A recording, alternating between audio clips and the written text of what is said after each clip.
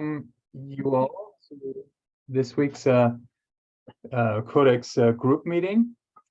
We have our friends Manish and Chirag and Aditya here with us today from Agni, which is a contract intelligence platform. They will present to us. And then we have Eileen Nielsen, who's a fellow in Law and Tech at the Center for Law and Economics at ETH Zurich. She will talk about some of her research. So presentation from a group of legal tech entrepreneurs on one hand, and then a presentation by a scholar on sort of legal tech related issues. So that's a good balanced session today. Before we get started, just in terms of quick announcements, so we have started the planning process for our Future Law Conference, which will take place next April here at Stanford Law School, I think April 13th. And if you have any suggestions for topics that should be considered, please send them my way. And yeah, we're in the process of shaping the agenda for next year's program. So yeah, if you have any suggestions, please let us know. We have already a great group of ideas for the session, but I also wanted to give an opportunity to this distinct group of people who come to our regular meetings to also weigh in on our Future Law Conference. So with that, if others have any sort of updates for the group, please drop them in the chat so folks are aware of what you are working on, and if you have any particular needs to advance your work, please just drop it in the chat here. And yeah, without further ado, I want to turn it over to Manish, who's the CEO of Agni. And you can see you already. Manish, good to see you. And thank you so much, Roland, for the opportunity. Yeah, great. It's great to see you. I'll just turn it over to you from here. Yeah, sounds good. By the way, Manish, so we have like an hour for this meeting, which basically leaves like half an hour for both presentations. I would encourage you to maybe keep the presentation to maybe 15 minutes or so, and keep the rest for discussion with the group. All right, thank you very much. Sounds good. Yeah, thank you.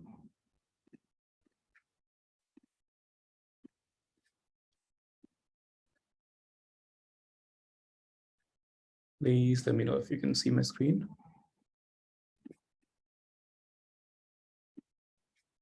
Yes, we can see it. Perfect. Thank you.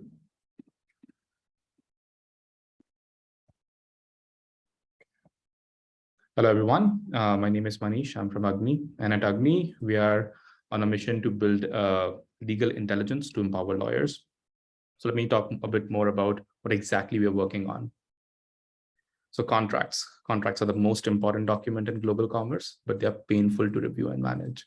5 to 40% of the entire deal value per contract is lost due to substandard contracting processes. And one such process is manual contract review. Now, manual contract reviews are painfully arduous, expensive, and error-prone.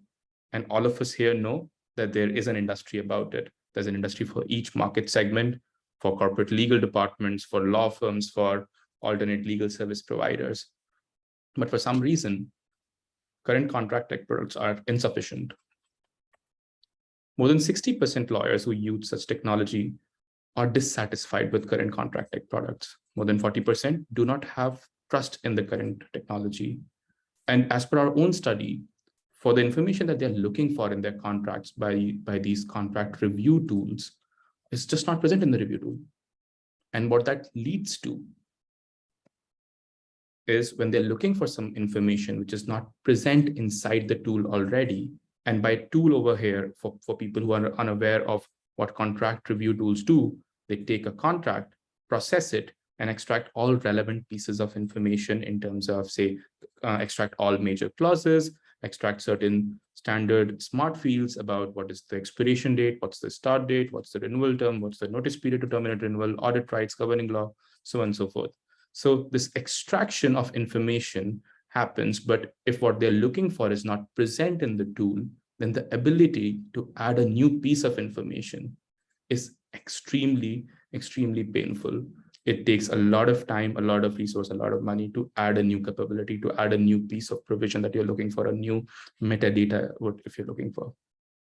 Now, what that leads to is also poor performance and not great reliability, because your system works for certain deals and doesn't work for other deals. It works for certain documents, but it doesn't work for other documents.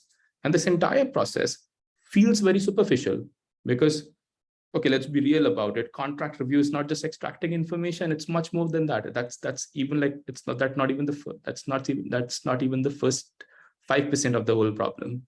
So there's no notion of a detailed risk analysis in the whole review process. Now we were trying to find, okay, why is it happening? Why are the current tools not working? Why are they not as reliable as we would want them to be, as customizable as we want them to be? And what stuck out to us is they use, at least some of them use state-of-the-art in natural language processing, but fundamentally, legal language is structurally different from natural language. And the methods and the models and the approaches that work for natural language may not translate to legal language. And there's a strong need to, in a way, build something on the lines of legal language processing, where on top of your architectures, your approaches, your exact auxiliary methods, if I may say so, are very legal domain oriented. Now at Agni, we're building a legal language processing powered contract intelligence platform for law firms to track their provisions, extract their metadata, identify the risks. Now, what this enables us to do is bring you great customizability. We can extract a new piece of information, a new clause, a new provision with just 10 examples, less than 10 examples, and with the great performance. Now, just to put this in context, the current market leader would require 100 examples to promise 60% accuracy, about 1,000 examples to get 80% accuracy. We at Agni have achieved getting more than 75% of accuracy with less than 10 examples. Now, in terms of effort, that's already 10 times better. And once we have sufficient number of examples, we can even guarantee near perfect accuracy with certain explanations that you can rely on. And once you extract these information, what we believe in is a deeper analysis about what kind of language is more litigious, what kind of language is market standard, what kind of language is one-sided or not mutual, what kind of language is ambiguous or widely worded. This additional notion of risk analysis in the context of the document becomes very important, and we believe in doing that. So I think without putting in a lot of time about what exactly we are doing, let me quickly show you.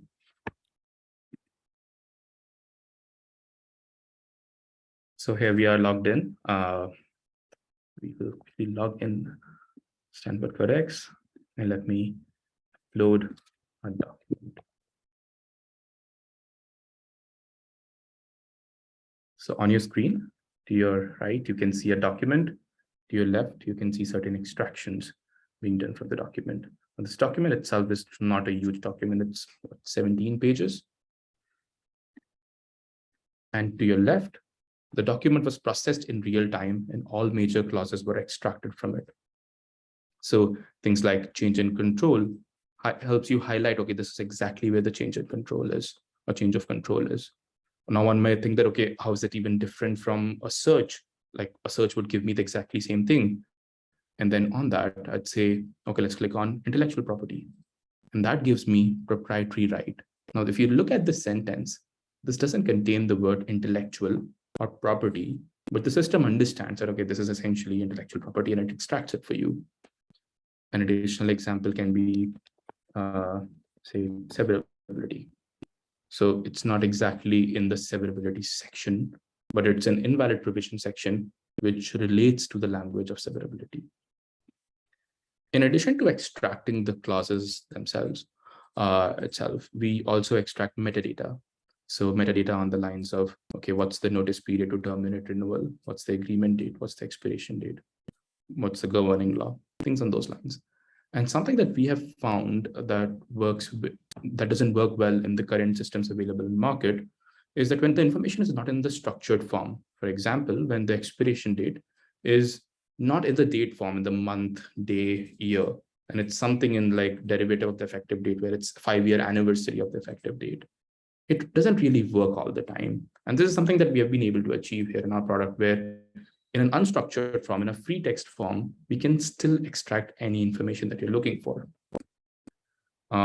Similarly, for notice period to terminate renewals, where it's 120 days, or a renewal term, where it's 5-year periods.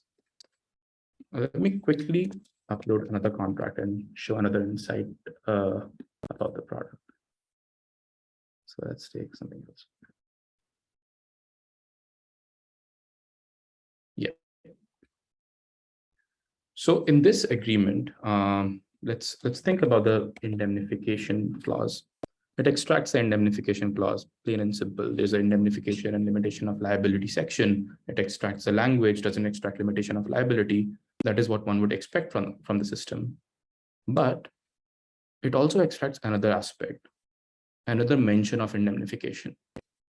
Now, as you all may know already, in the adversarial negotiation process, things are being stuffed inside a section, and there's no clear guarantee that a particular language will only occur in that particular section. It can happen, it can be anywhere.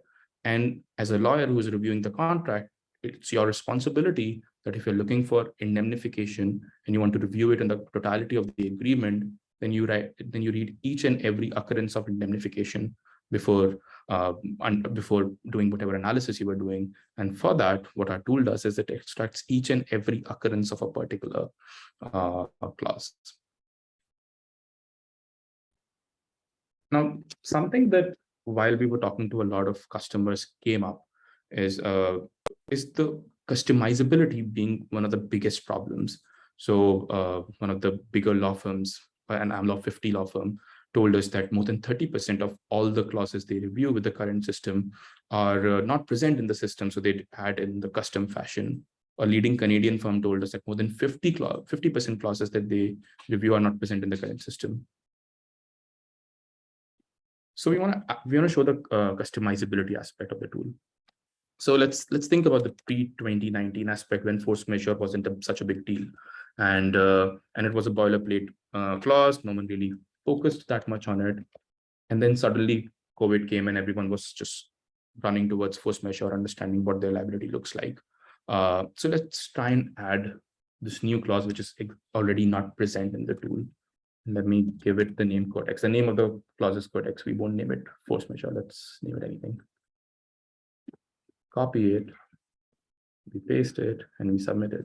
Now, the expectation in the tool is that it just requires like less than 10 examples, and it starts extracting with just one example.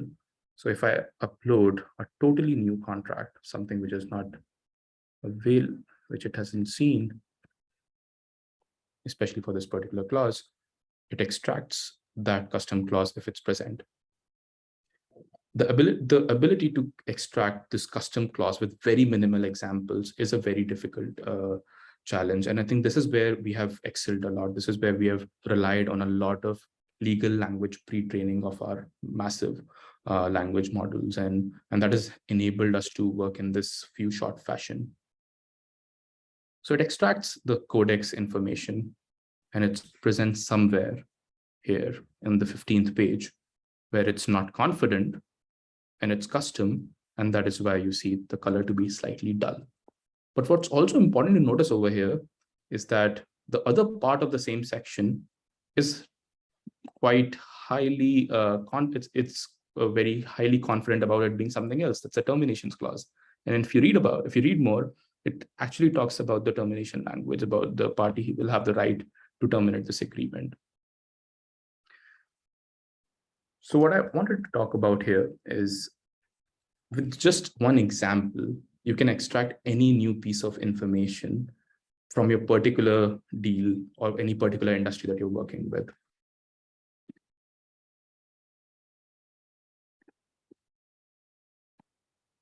So the key takeaways from the demo were that if you try to find the indemnity language in the resale of products, something which where it was not actually present in the section itself, this feature essentially means that you can reliably view all the provision language. The multiple occurrences of the same clause, you'll never have to be worried about that possibility. You can always extract each and every occurrence of particular clause language, and then once you've isolated it, you can review it in the totality of the agreement. For the second example, the 5-year anniversary part for the expiry date, it actually is a problem. If you look at some of the market leading tools, that doesn't work.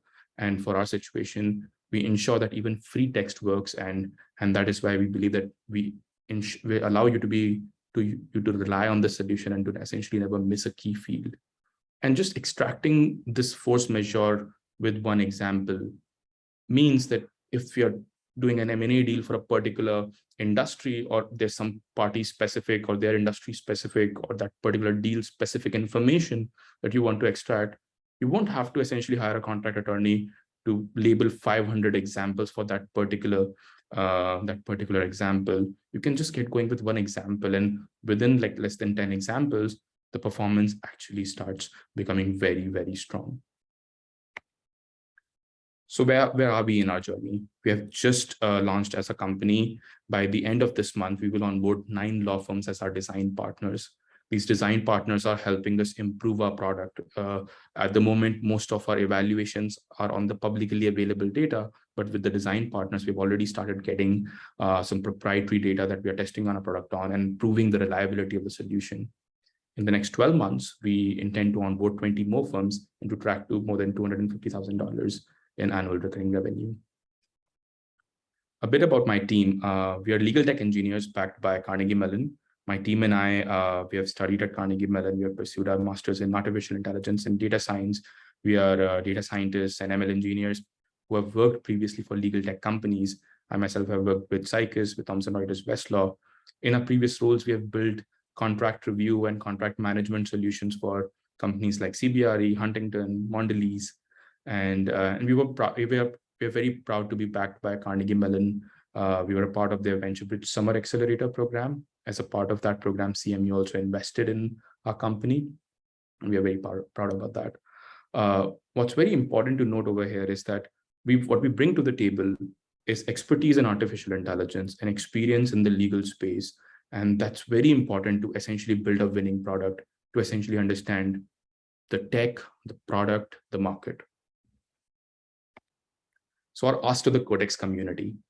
So we're looking for 2 kinds of people. We're looking for lawyers. We're looking for more design partners. And to join as a design partner is not difficult. It's priced at like $40 per lawyer per month. And that's like 1/10 of your monthly coffee budget. And what we provide in return is cutting edge review technology, contract review technology. We provide first access to any update. We provide preferred pricing upon public launch. We're also looking for investors. We have formally announced a pre-seed investment round. We're looking to raise a pre-seed investment that will allow us to build the product for 18 months and to track to this $250,000 in annual recurring revenue.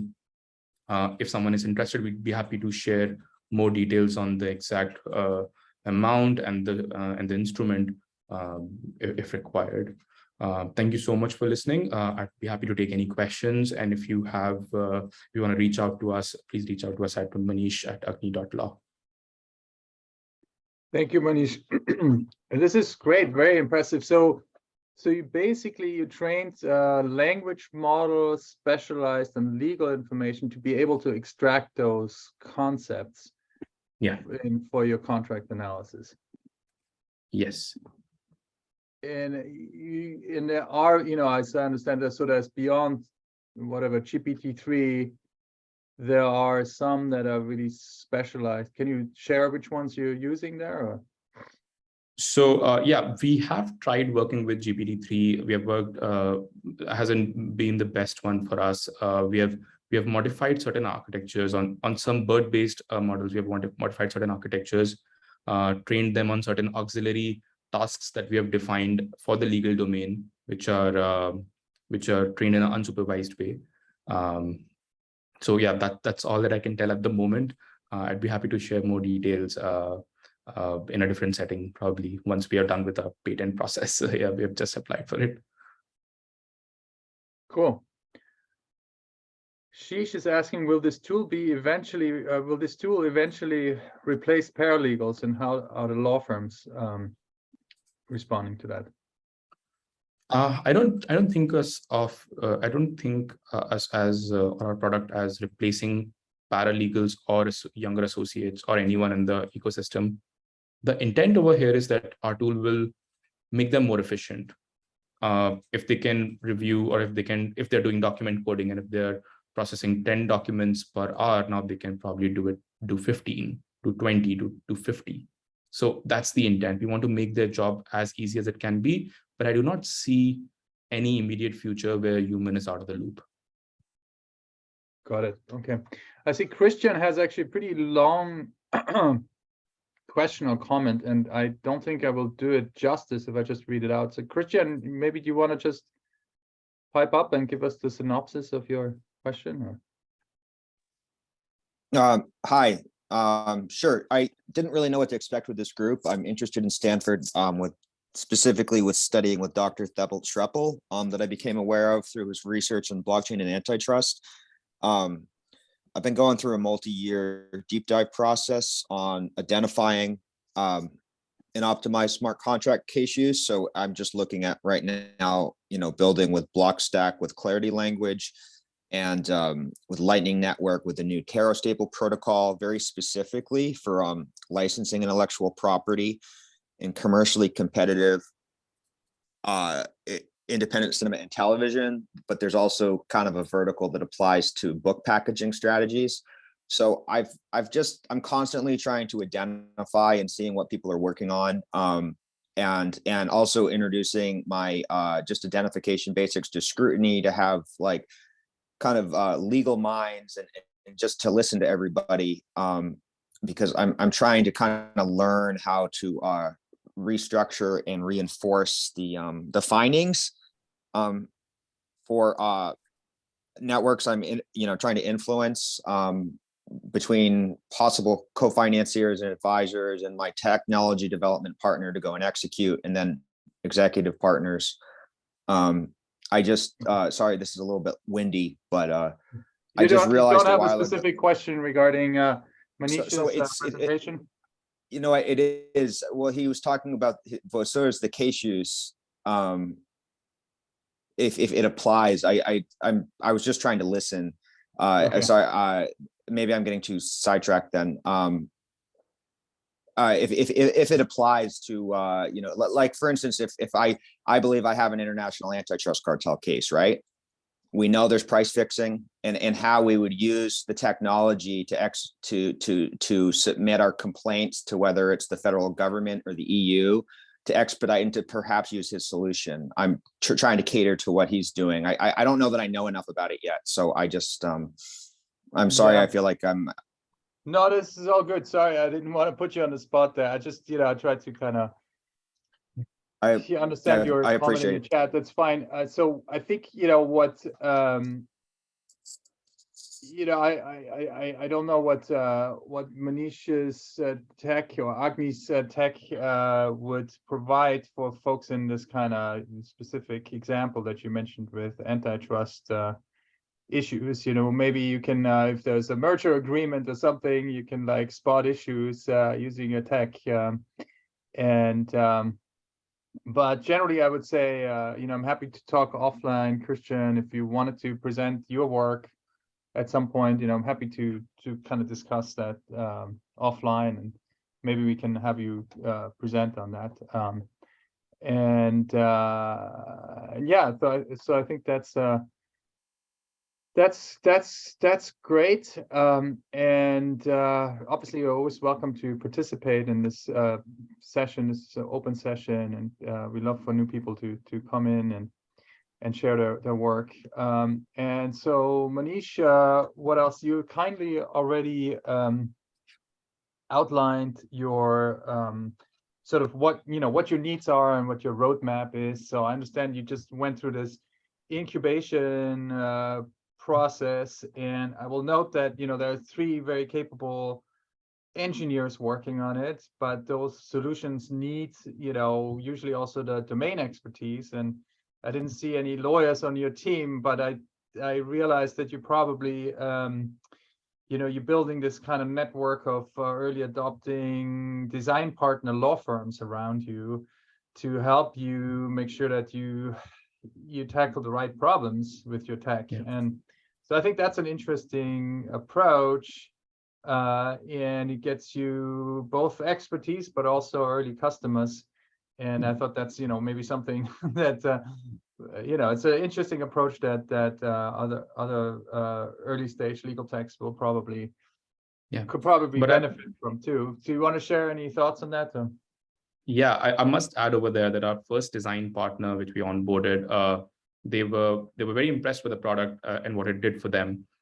So they flew out to Pittsburgh and they offered to invest in us. But in addition to that, they came on board as an advisor, and these people are like AmLaw 100 partners who have worked in different areas, and they're working with us at the moment to improve our product, to evaluate the product, to ensure that our sales is refined. So while we do not have, say, an full-time employee or a founding team member as a lawyer, but I think we are very closely working with some lawyers and utilizing their expertise to improve the product.